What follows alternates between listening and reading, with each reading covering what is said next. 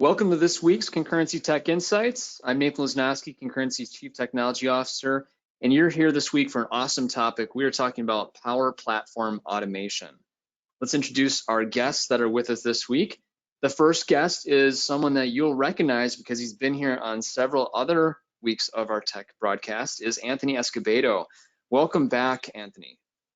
Nate, thanks for having me. Really excited about the Power Automation topic here. Awesome. And then also another returning guest is Randy Steinberg. Randy is a very well-known solutions architect at Concurrency. A lot of great experience he's bringing to the table today. Welcome, Randy. Welcome, thanks, and I look forward to this. Awesome, and our final guest, first time, long time, Nicole Williams is a technical architect in the Dynamics practice, and she is here to talk about Power Platform Automation. Welcome, Nicole. Hi, thanks for having me. Super excited. Awesome. So we'll get right to it. This week, we're talking about Power Platform Automation. This is a super interesting, super popular topic. A lot of people are thinking about this right now. What we're going to cover is a very broad and detailed set of content around first, why automation? Who's doing it? Why do it? What are people doing first, second, and third? We're going to talk about automation with RPA inside the context of attended and unattended robotic process automation. We'll talk about how that relates into Dynamics, where Dynamics and Power Platform are really the same thing. And then we'll cover a use case for a customer that we did an invoice processing that's surrounding RPA and Power Automate. And then next week, not 2 weeks out, next week, we'll be talking about Data Platform in 30 days, which is a great conversation about engaging in the modern data framework and how that drives into doing something really interesting and powerful within your business with data. So let's break this open for a second. Why process automation and where? Why is this an important topic in the first place? Well, this is actually a relatively old topic. This isn't something that we're entering into for the first time, but I think it's an old topic in a sense because some of the ways we try to address this haven't been successful in the past, and not just us, many organizations.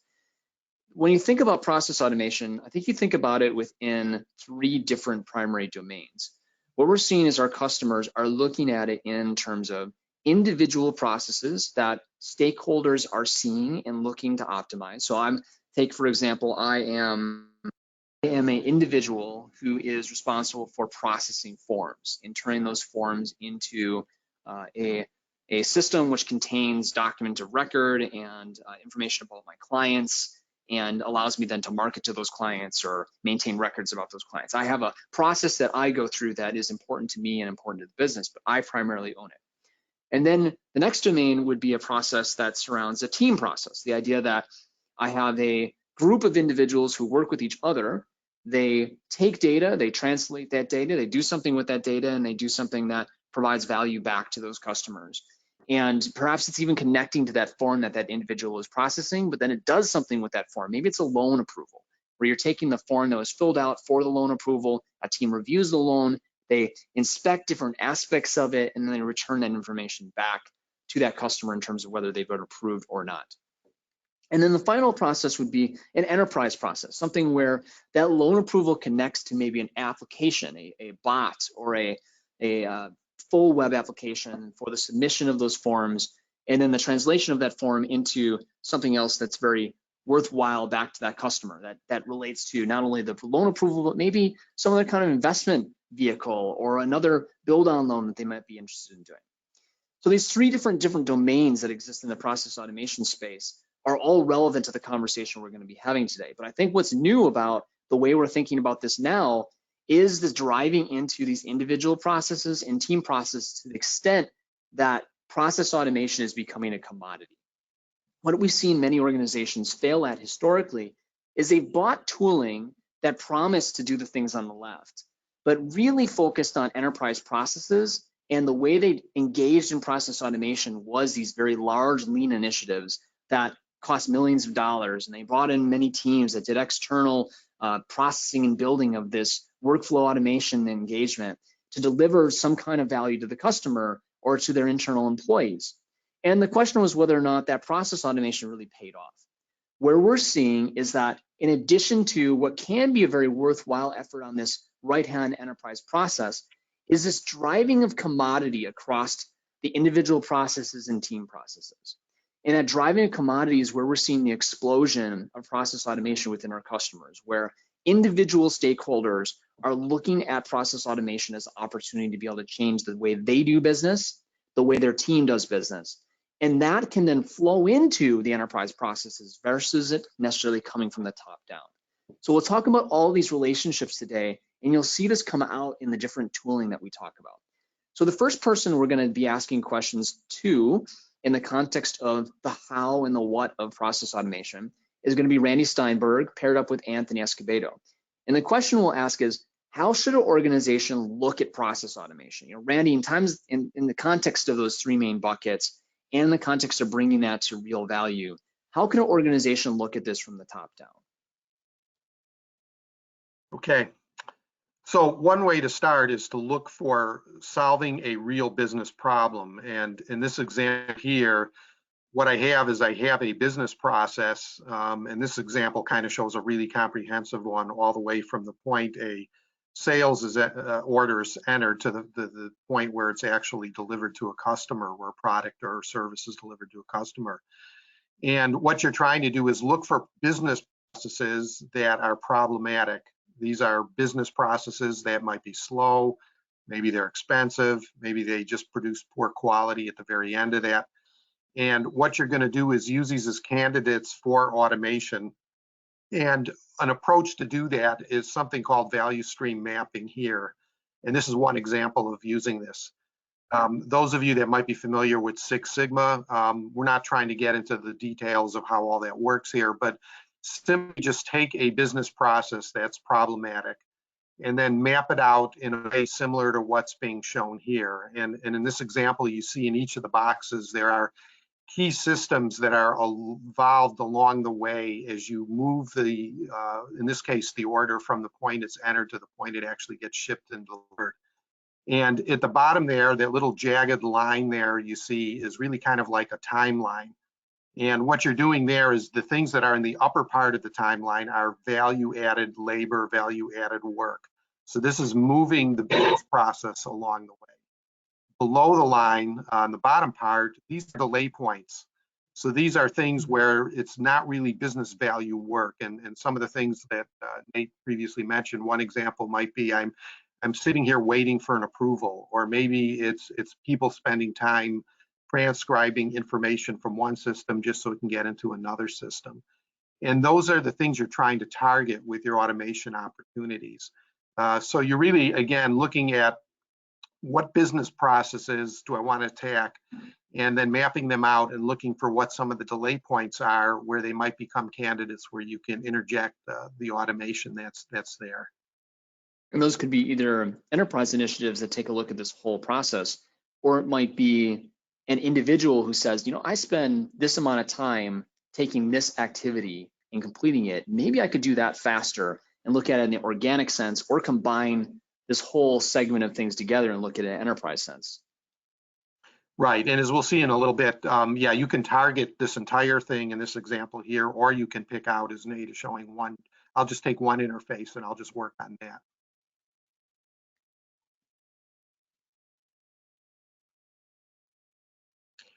Okay, so these are just some examples of, you know, what do we mean by delays between legacy systems or within a business process here.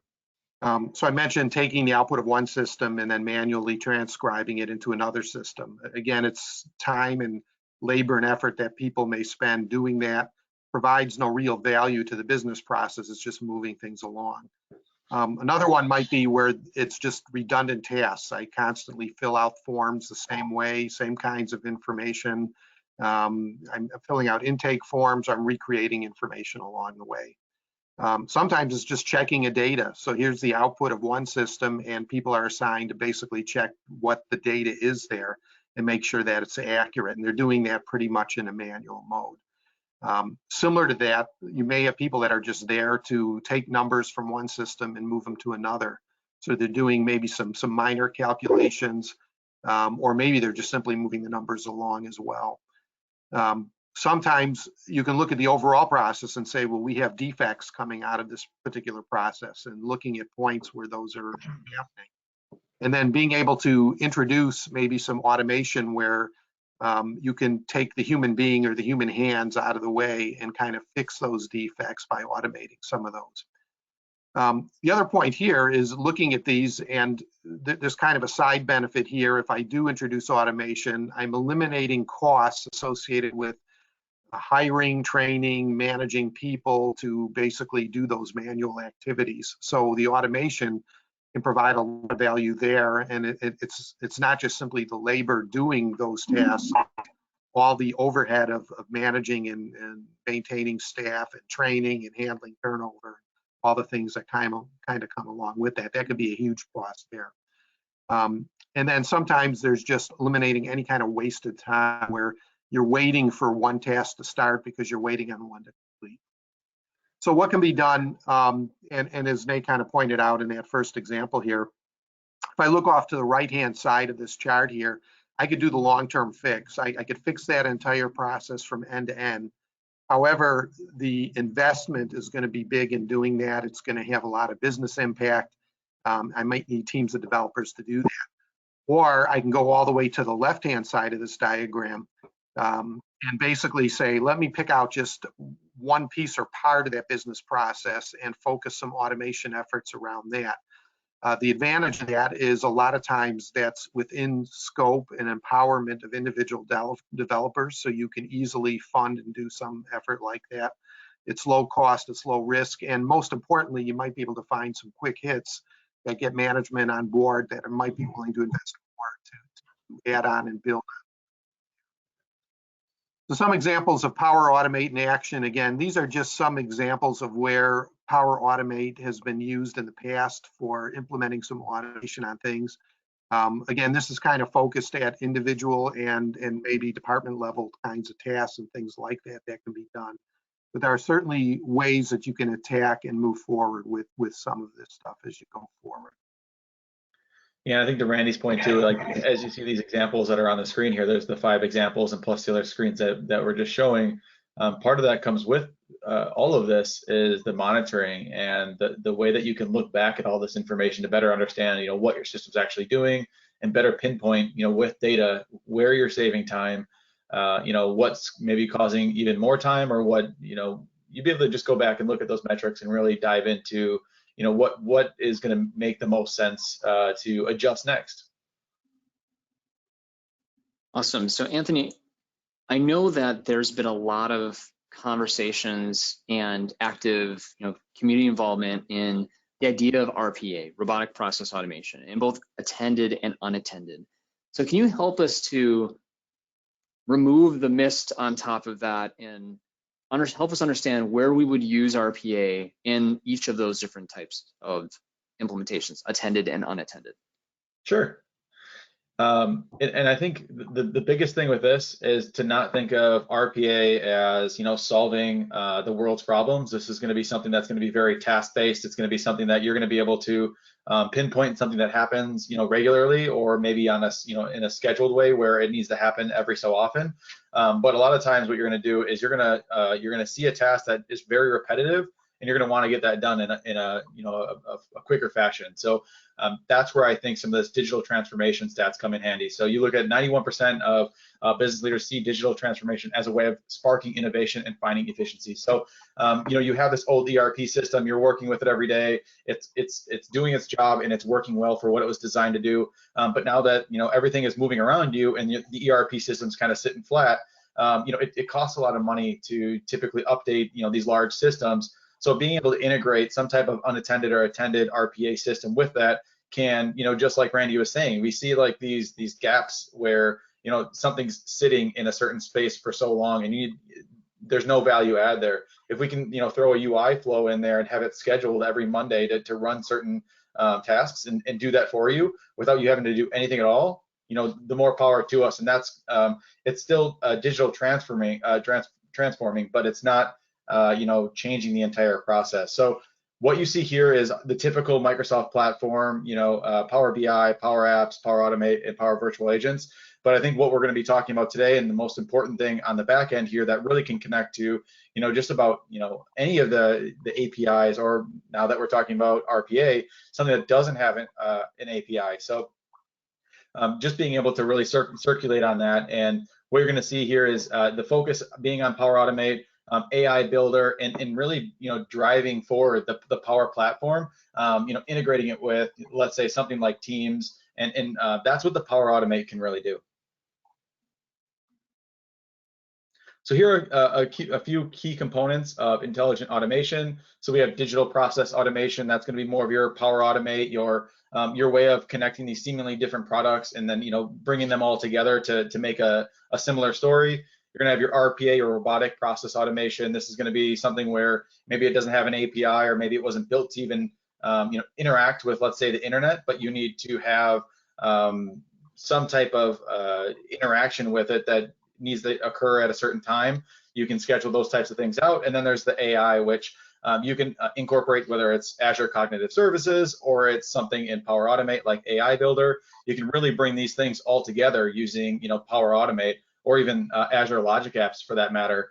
Being able to really take advantage of this, you see that the stat there at the bottom, 58% of organizations plan to increase spending on workflow automation in the year ahead.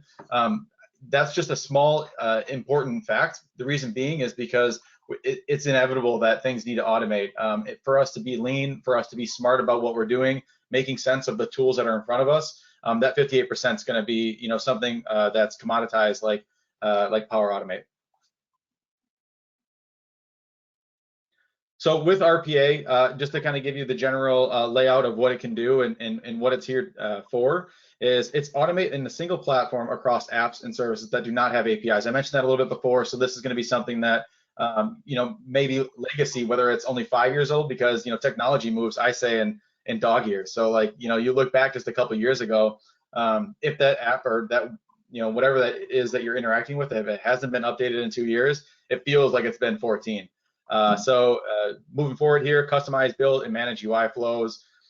Basically, it's going to be recording what you're doing on the screen or what you're doing in a website, and be able to automate that in a robotic fashion that can do that either more efficiently than a human, or just so that you can focus your energy on something that's more important.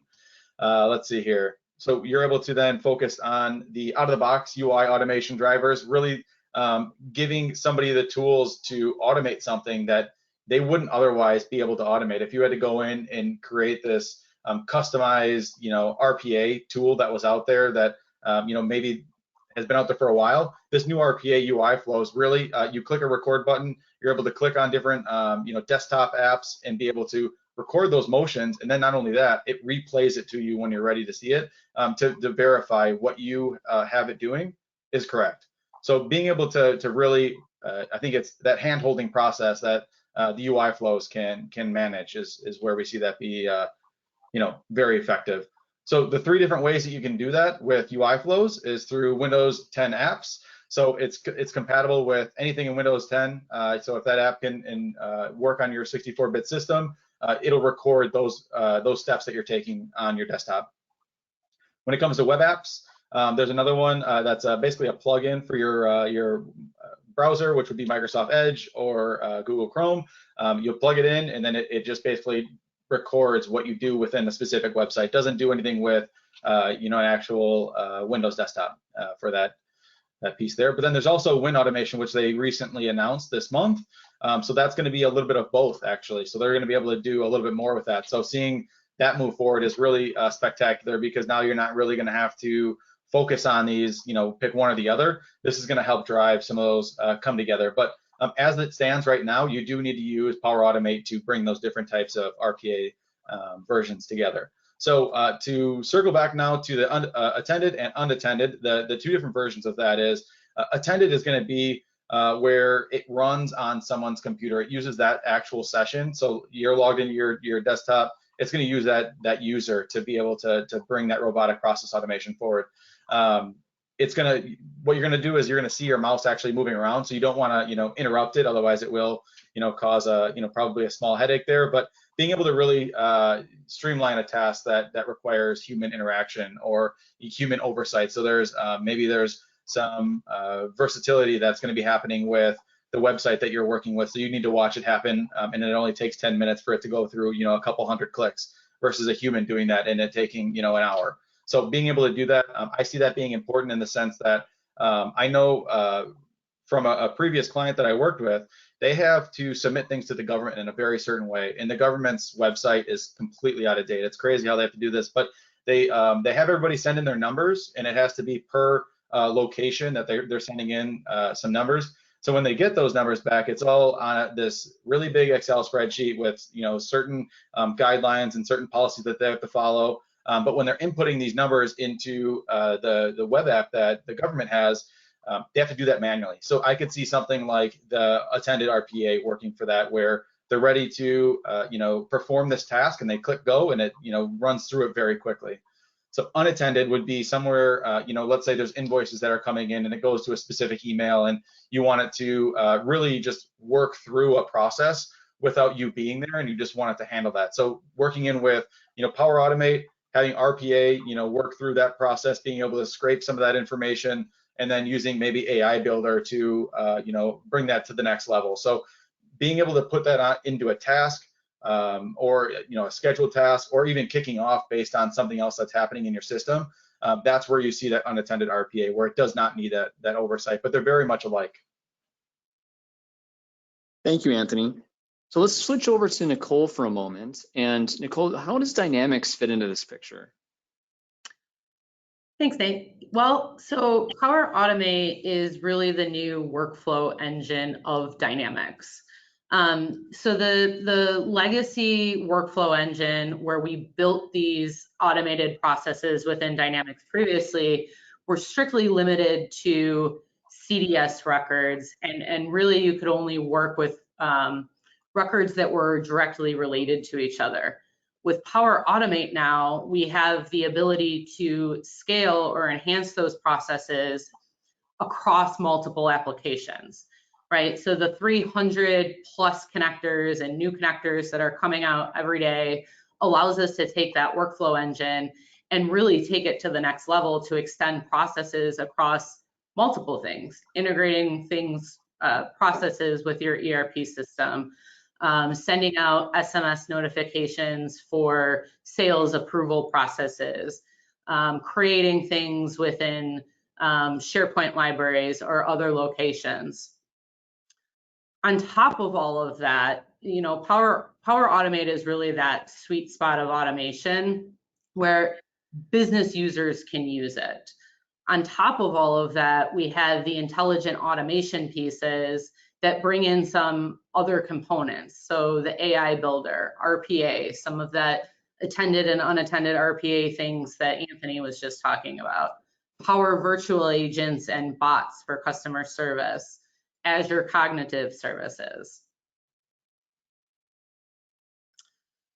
So with that AI Builder, these are a few use cases that we've seen with these components in here that really made an impact on things that you can do with this new workflow engine. So just for example, the business card reader. So instead of manually collecting business cards at an event or even in personal meetings, I met someone, in passing, they gave me their card. I want to reach out to these people.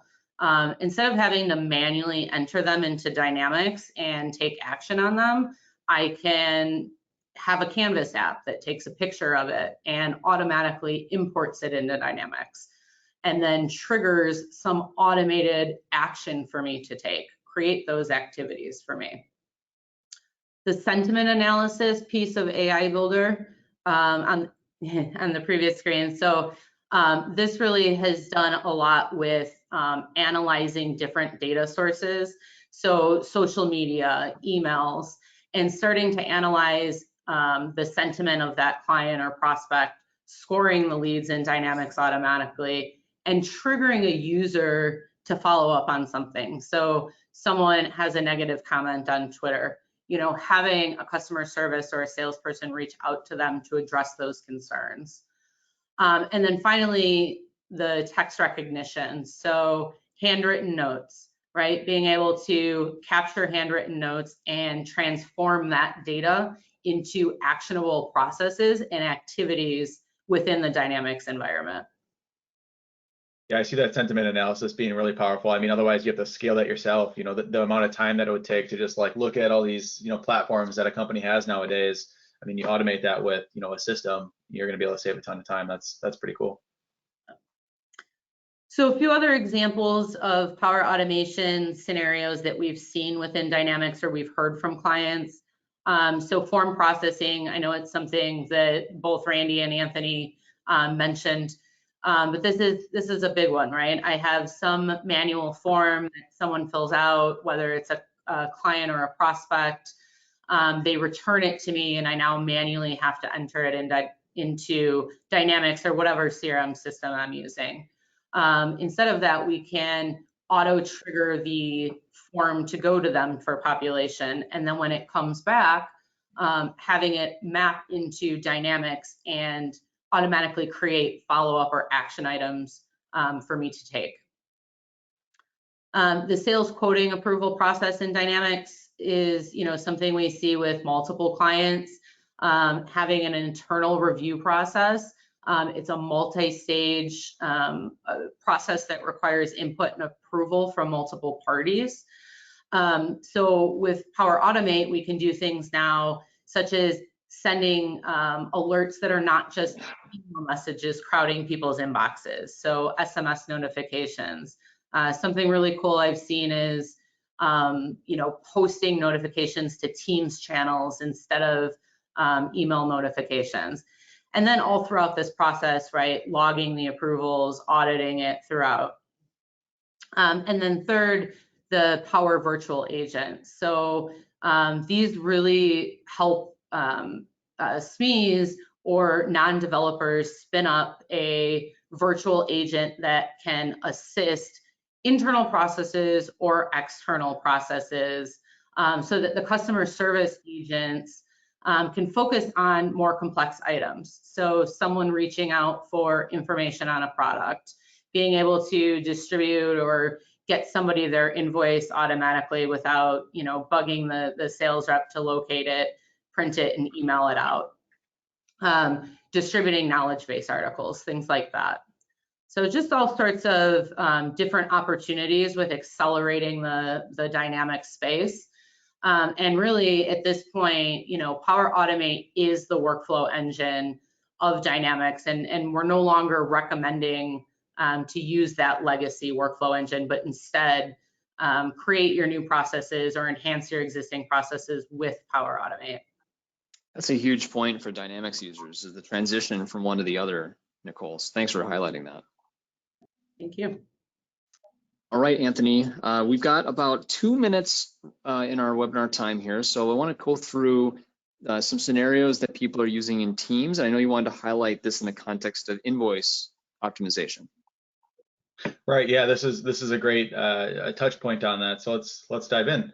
So with the invoice optimization app that we've built, the great thing about this, and we'll see this later on as well, but that Microsoft has actually put out different versions of templates for us, whether it's in Power Automate, whether it's in Power Apps, these different versions.